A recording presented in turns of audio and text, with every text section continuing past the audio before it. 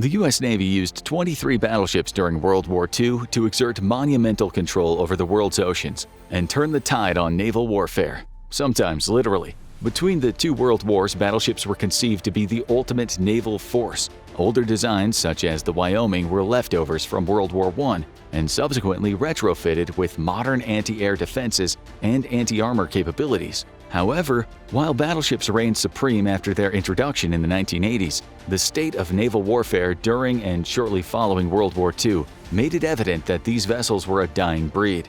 They would ultimately be used for auxiliary support fire before all U.S. models were decommissioned at the turn of the 21st century. So, what has made the mighty battleship an afterthought in the U.S. naval fleet? To understand precisely what happened to battleships, you need to understand the intricacies and evolution of naval warfare during the 20th century. In the late 19th century, steam engines combined with iron and steel overcame sail-powered wooden ships in military prowess. The British ships of the time were replaced by the French ironclads, a then innovative naval design that utilized explosive or incendiary shells. These could wreak havoc on wooden ships, so metal armor using either iron or the more effective steel became mandatory for any modern navy to exert control over maritime territory. Meanwhile, steam power meant that the ships wouldn't need to depend on wind and currents to gain speed and maneuver around battlefields to gain a tactical advantage. Ironclads became the epitome of ship-to-ship warfare near the end of the 19th century, with perhaps one of the most memorable uses being the Battle of Hampton Roads in the American Civil War. The showdown between the Confederate and Union ironclads would pivot the American Navy to use battleships as primary ship-to-ship units. However, the term battleship was yet to be entrenched in military terminology until the Royal Navy of the UK introduced the next level of sea power in 1906, the dreadnoughts. The dreadnoughts were an early 20th century innovation on the ironclad, with stronger, more enforced hulls, 12-inch guns compared to the usual 8-inch turrets previously used in the ironclad, and speeds of 16 knots compared to the 12 knots that steam-powered ships of the line and ironclads could achieve. The first such designs were made by the Royal Navy. The dreadnought had an intermediary, called a pre-dreadnought battleship. This design tinkered with the idea that the turret battery could sport a mix of calibers to promote the ship's versatility and ultimately make it lighter. Despite initial promising results, the secondary battery couldn't retarget a different ship or enemy, making them virtually locked to the same target as the primary 12-inch cannon, limiting their usefulness in combat. Eventually, the dreadnought's principle of all big gun batteries reigned supreme and caused the world to alter how they created battleships moving forward. The dreadnought class of ships were therefore utilized as the primary inspiration for ships at the dawn of World War I. The world's navies, mainly the British, French, German, American, Italian, and Austrian, had all vied for power over the oceans, and battleships could wrest unrivaled control due to their superior firepower. However, the primary advantage that the battleships had in the years preceding World War I was their firepower. The actual tactics employed by battleships barely evolved from the previous era of ships. They relied on sight and manual targeting to strike the enemy and sink their ships. The primary attack mode of ships was to deliver a broadside blow to enemy ships or bombard the enemy country's coastline. Although improvements in guns increased their range from a few hundred yards, as in the case of the ships of the line, to miles in the latter battleship models, the tactic of leveraging battleships hadn't changed. With nearly impregnable armor by the technological standards of their eras, the battleships could wrest control of the sea and allow a nation's army to have full naval support to create a multi-fold hybrid attack on enemy bases. However, battleships ended up being largely ineffective in naval warfare as standalone ships. Even before World War I, they were often used as the leading ships with other warship types such as the cruiser and destroyers, particularly since navies of the world would also utilize U-boats and submarines to inflict uncounterable attacks on the supposedly unsinkable dreadnought-class battleships. As a result, there were only 3 recorded major instances of battleship-to-battleship battles in World War I, concluding with the 1916 Battle of Jutland, which ultimately had no true winner. During the remainder of World War I, battleships were largely used to patrol the seas for enemy ships and contain the enemy naval forces through sheer implications that they could take on an enemy and win. This sentiment that battleships were the biggest and most devastating ships around carried over after World War I and into World War II.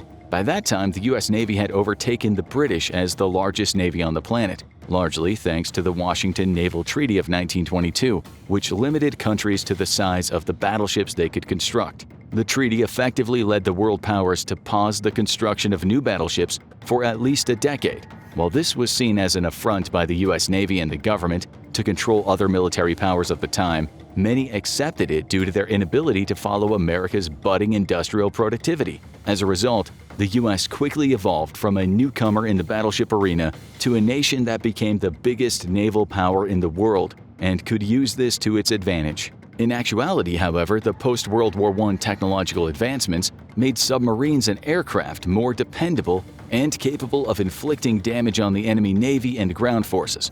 Battleships could wrest control over the oceans, but the world had started to forego battling on oceans. As early as 1914, war strategists predicted that the aircraft would nullify any advantage battleships could bring to the fray. America's foray into building more battleships before World War II would end up being its last. All 4 of the Iowa-class battleships ended up being only marginally involved in actual ship-to-ship combat, relegated to patrolling the coastlines and deterring enemy ships. That made them an effective, albeit somewhat misguided deterrent to open-sea warfare. Ultimately, this was a self-defeating strategy. If the ships never saw combat, they ended up becoming huge cost sinks to maintain naval supremacy. The major naval battles in World War II were primarily fought by aircraft carriers, with the capability to deploy hundreds of aircraft and therefore present a significant dispersed threat to enemy warships. Planes became the supreme rulers of the sea. The advancement was notable as a cause of battleship decline for a few reasons. First, the traditional method of ship warfare was hugely inefficient. According to a study conducted by the Naval War College, battleships using unguided shells, the only available option before and during World War II, could only hit a battleship-sized target at a distance of 9 miles, and then only about 30% of the time. Since the theoretical maximum range of World War II weaponry was roughly 20 miles, battleships largely ended up using the spray and pray method, focusing fire on a larger target and hoping to take out a vital component. The strategy was ineffective against most other ship types because they were susceptible to strikes from 12-inch or 16-inch caliber cannons armed with explosive shells, and because coastal fortifications had the downside of being stationary. However, the same strategy would prove pointless against aircraft. In effect, battleships had to be outfitted with smaller anti-air turrets, which would fire faster and more cost-effective ordnance at approaching planes. Battleships did manage to eke out an early win against aircraft carriers during World War II, but this victory came to the Germans. The HMS Glorious, a British battlecruiser retrofitted into an aircraft carrier in 1930, was relegated to evacuation duty, tasked with saving Royal Air Force planes situated in Norway that came under attack during the German invasion that started on April 9, 1940. The plan was for the Glorious, which could carry up to 48 planes, to arrive with only 14 planes on board and leave room for the incoming planes. The first part of the operation was a success.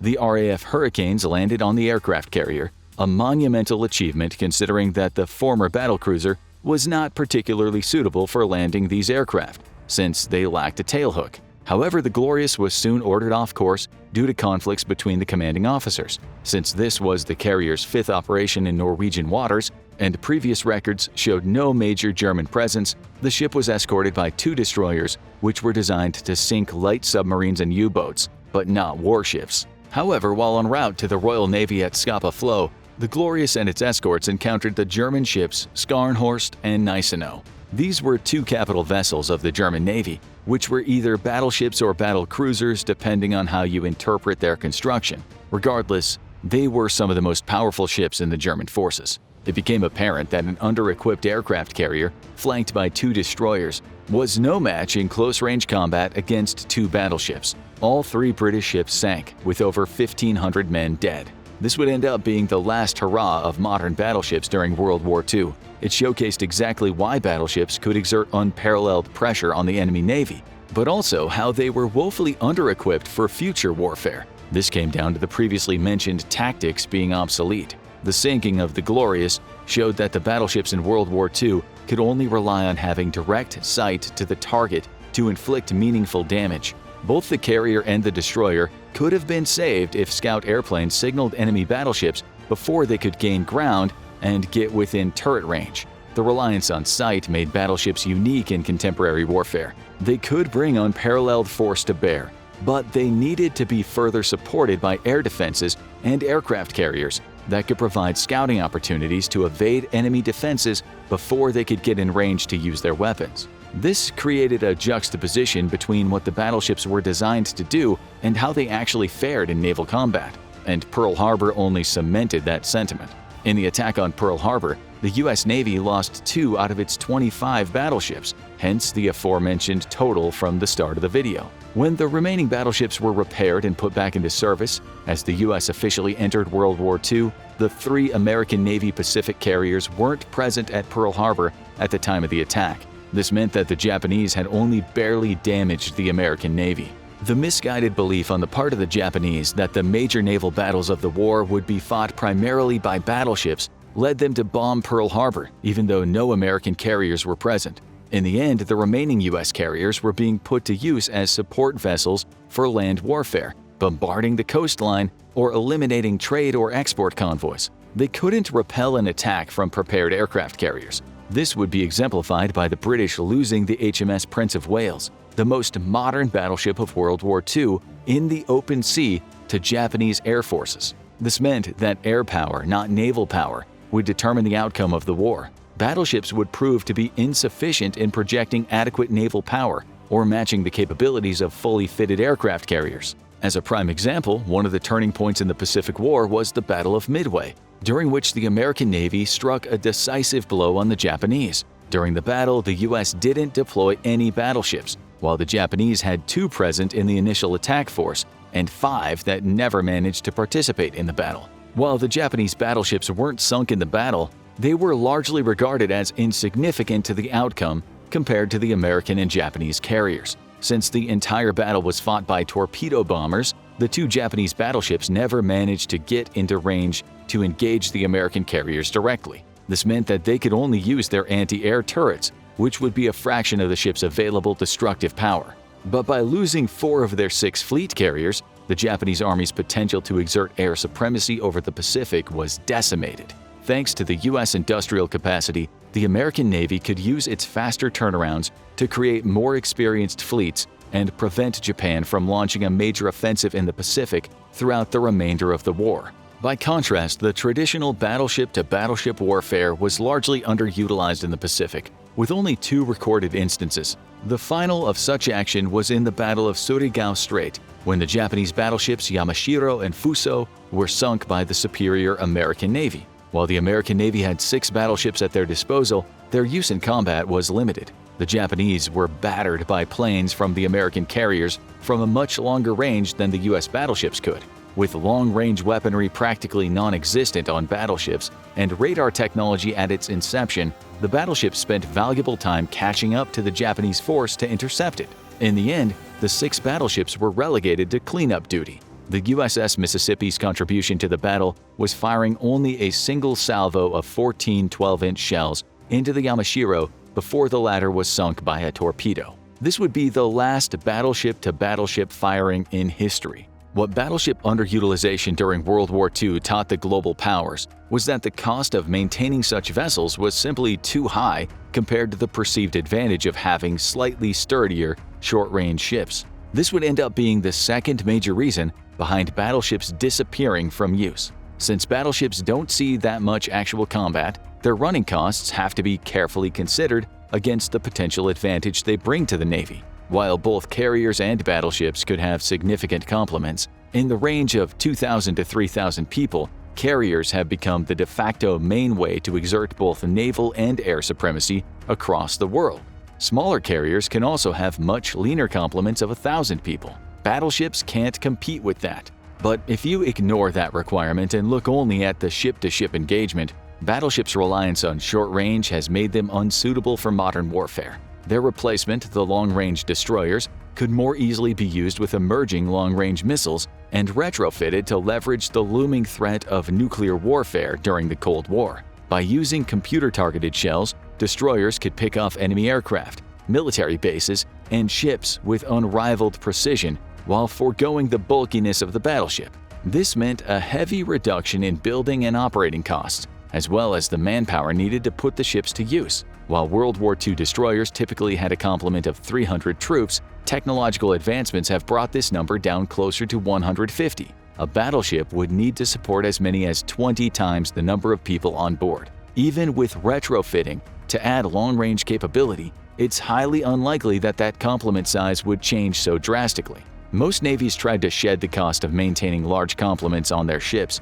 to revitalize their economies after World War II, and battleships were among the first to go. Shortly after the war, all major navies decommissioned their battleships. Meanwhile, advancements in radar and aircraft technology meant that the engagement range could overshadow a battleship's effective gun range. The US in particular had 23 surviving battleships and nothing to do with them. Most of the ships were built before the 1922 Washington Treaty and therefore couldn't compete with the ships built in the 1930s. As a result, the complement of battleships was reduced to 10 during the 1950s, as the older ships were decommissioned, sold to state governments as museums, used for scrap, or used for target practice. Of the remaining 3 ship classes, the North Carolina, South Dakota, and Iowa, the Iowa-class ships were the most recent, heavily armored, and the fastest. While the ships remained in reserve during the 1940s and 50s, all of them except one, the USS Missouri, were decommissioned before 1950. For Iowa-class ships, however, this decommission wouldn't last.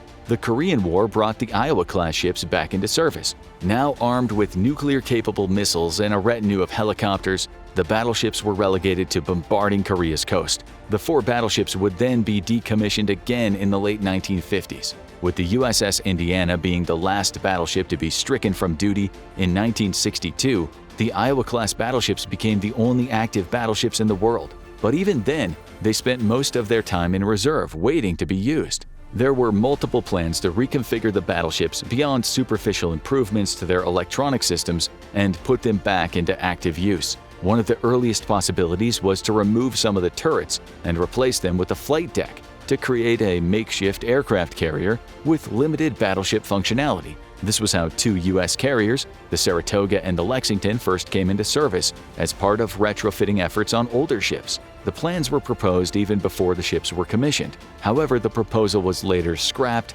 since the U.S. Navy believed battleships had a balanced design and would be useful in World War II.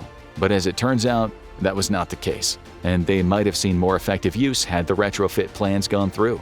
By 1961, new plans had emerged that called for removing the aft turret and installing a hangar that could store 30 helicopters and accommodate roughly 1,800 Marines, allowing the battleships to support the U.S. Marine Corps on overseas missions. This would change the battleships to a littoral support ship. Although the conversion was deemed feasible, it was never approved due to budget concerns. The USS New Jersey saw limited use between 1968 and 1969 as a naval support vessel to conduct coastal bombardment during the Vietnam War. During this time, the battleship lost its anti-air cannons. The 20 and 40 mm guns were deemed ineffective against contemporary aircraft. To compensate, the battleship's radar and communications were modernized. As a result of slimming its military profile and losing its anti-air and most of its ship-to-ship offenses, the USS New Jersey could be even faster than before. During engine testing, it set a new world record for the fastest speed recorded on a battleship, at 35.2 knots or 40.5 miles per hour. The New Jersey would end up being recalled from service in 1969 and remain in the reserve fleet. In the late 1970s, battleships were considered for yet another refit. This time the plan was to install a Harrier carrier and a landing pad in the place of the aft turrets. However, this too came with the uncertainty of how useful it would be to the U.S. Navy plans at the time. The battleships were, at that time, among the costliest ships to operate, thanks to many ships reducing their complement sizes and improving efficiency. It was determined the refit would only increase the ship's overall cost. The Iowa-class battleships would get a brief resurgence in the 1980s as part of President Ronald Reagan's initiative to build a larger naval fleet of 600 ships and maintain America's naval superiority. This was prompted by the Soviet Union's invasion of Afghanistan in the previous year, as well as the Soviets' commissioning of the Kirov-class battlecruisers in 1980. The 4 Iowa-class ships were considered to be among the sturdiest existing ships that could provide an excellent blend of naval fire support and modern technological and long-range warfare due to their retrofitting capabilities. This was further bolstered by the US Navy believing that despite the USSR having access to the Kirov, the nuclear battlecruiser didn't have the offensive capability to sink a US battleship in close-range combat. With the USS New Jersey decommissioned for the shortest time, since 1969, it was the first battleship put into active duty in 1982, following a year-long retrofit to upgrade its navigation and detection systems. The battleships were fitted with Tomahawk and Harpoon launchers to extend the ship's engagement range and bring it closer to the requirements of modern warfare at the time. While the threat of the Soviet Union loomed, the 600-ship fleet never actually got completed, with the final count being 594 in 1987. With the Soviet Union destabilizing in 1989, the U.S. Congress reversed course to attempt to curb the national debt, repealing the fleet increases and slowly decommissioning the ships that were built or retrofitted as part of the initiative. The Iowa-class battleships ended up having their decommission stalled for another few years. The USS New Jersey was sent to Lebanon during the mid-1980s to support the U.S. Marines before being officially decommissioned in 1991. The USS Wisconsin and USS Missouri were called up to participate in Operation Desert Storm, firing a total of 56 Tomahawk missiles and 1,078 16-inch shells at Iraqi troops along the coast. The class namesake, the USS Iowa, ended up being only used for military exercises before losing 47 crew members to an unfortunate explosion of one of its turrets. The ship never underwent proper repairs to restore the turret's functionality before it was decommissioned in 1990. In the end, battleships were leftovers of a bygone age of British naval dominance.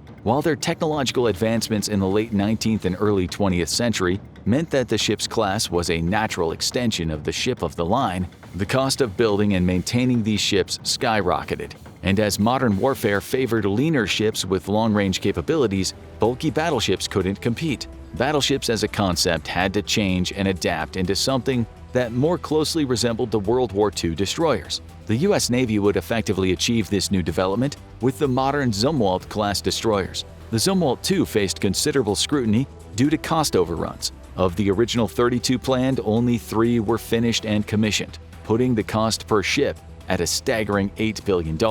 In effect, the Zumwalt truly embraced the legacy of World War II battleships by being one of the most expensive ships the U.S. ever made. As for the Iowa-class battleships of old, the remainder was decommissioned in the 1990s. Over the following 3 decades, the Navy donated or sold the ships to be used as museums. They now serve as a reminder of American naval supremacy in the 20th century. Still, just because they're museum pieces, that doesn't mean they can't be reused. The battleships were not altered in a way that disabled their core function. If the U.S. wanted to sink the cost of recommissioning the ships, it could do so in an emergency. However, they could hardly compete against modern fleets. But what do you think? Will the U.S. Navy ever build new battleships again? Or has the era of the battleship ended with the advent of long-range warfare? Leave your comments below. Then check out insane facts you never knew about the U.S. military, or watch this video instead.